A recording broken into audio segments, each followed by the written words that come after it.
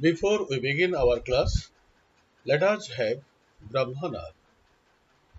Om.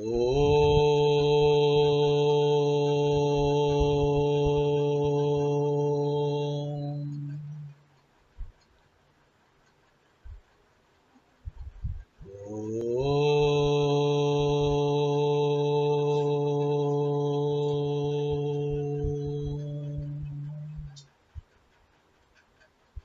Shanti, Shanti, Shanti. Swastika. What does the title of the poem suggest? The title of the poem suggests that the poem is about the glorification of life. What does the poet say about life in the first stanza? In the first stanza, the poet says that life is not an empty dream. It is real and meaningful. It is full of hopes and possibilities of different natures.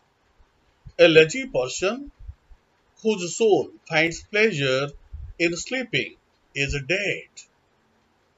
He cannot see how colorful and pleasant life is. He cannot distinguish between the outward glamour of life and the real beauty of life, which is highly significant. Now let us go through the remaining stanzas of the poem. Art is long and time is fleeting, and our hearts, though stout and brave, still, like muffled drums, are beating funeral marches to the grave. Here, art means knowledge. Knowledge is long means knowledge is permanent. Knowledge remains in this world even after the death of a person. And time is fleeting. Fleeting means passing by quickly. Time and tide wait for none. Lost time is never found again. Time that is lost forever. So we should try to make the best use of our time to gain more and more knowledge in this short life. And our hearts, though stout means strong and brave, still like muffled drums are beating. Here in these lines, our hearts have been compared with muffled drums. Muffled drums are used in funeral processions. The drums that are covered with pieces of cloth and produce serious sound and are generally used in funeral processions are called muffled drums. However strong and brave our hearts are, they cannot protect us from our death as our hearts are like muffled drums. Our hearts are also beating. That is the reason why we can move and convey our thoughts to others. Our hearts, though stout and brave, still like muffled drums, are beating, and each beating of our heart leads us towards our old age and towards our death. So each beating of our heart leads us towards the funeral marches to the graveyard. So we should not waste our time. Rather, we should make the best use of our time in order to gain more and more knowledge in this short span of life. In this stanza, the poet expresses that art enjoys a long lifespan. Art is beautiful and beautiful things are durable and enjoyable. Similarly, we can make our lives artistic, enjoyable, and memorable. Since time is very short to achieve it, we have to be active and devote all our energy and intelligence to the making of a beautiful life.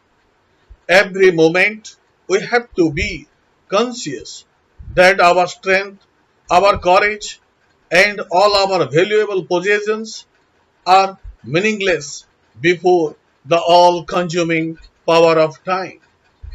Our hearts, though we think of it as very powerful, are slowly heading towards their ends, like beating of the muffled drums during funeral procession. The sound created by the muffled drums is as deadening and solemn as the aging hearts awaiting death. In the world's broad field of battle, in the bivouac of life, be not like dome-driven cattle, be a hero in the strife. In the world's broad field of battle, the world where we live in is just like a broad battlefield for all of us. We are all struggling for our survival in this world. So, we are all the soldiers. In the bivouac of life, bivouac means temporary resting camp. And this world is a temporary resting camp of our life. So we are not permanent in this world as we are going to die one day. Be not like dom driven cattle, be a hero in the strife. Be not like dom driven cattle. Cattle remain silent. They do not protest. They simply follow the advice of the cowherd and their owners. They remain dumb and tolerate whatever torture the cowherd or the owners give to them. But we are not cattle. As we are not cattle, why do we remain silent when we feel that we are not properly treated or not properly behaved by others? We should not remain silent, rather, we should protest. We should be very courageous, very brave in the strife. In the strife means in the struggle of our life. Here in this stanza, the poet says that the world is like a broad battlefield for all of us. We are all like soldiers temporarily settled in a temporary resting camp. We are all struggling for our existence, facing all odds, trials, and tribulations in our lives.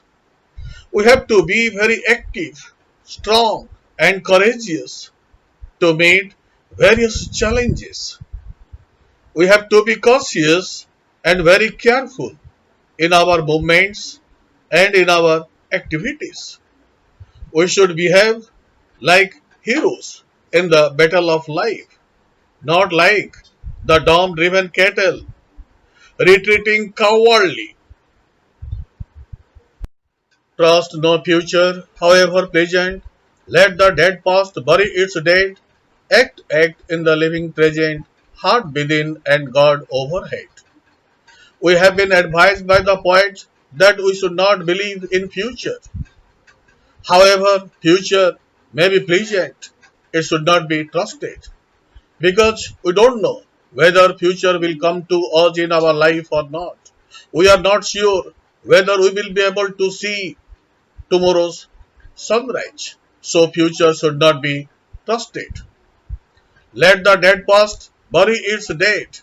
Past is already gone.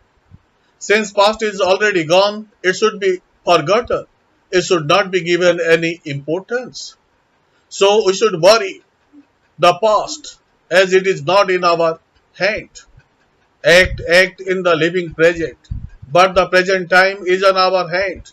And we have been advised emphatically by the poet to focus ourselves on our work. That is the reason why the word act is repeated twice in this line. Act in the living present, heart within. While doing our own work, we should do it wholeheartedly. And God overhead, God watches each and every action of ours and rewards us accordingly. In this stanza, the poet gives us some pieces of advice with a touch of divine blessing. He says that future must not be trusted, however pleasant it may be. It is uncertain and unreliable. The past is what is already gone. What is dead to say? It has no relevance to the present. We should bury the dead past. It means that we should forget the past. To the poet, the only reliable and valuable time is the living present. The present time that exists as seen by us. So, we should act in the living present with full commitment and sincerity. We should know that our action in the present determines our future. Our good deeds will undoubtedly bear good results. Therefore, we should work wholeheartedly with full confidence on our abilities and faith in God for the fruits of our labor.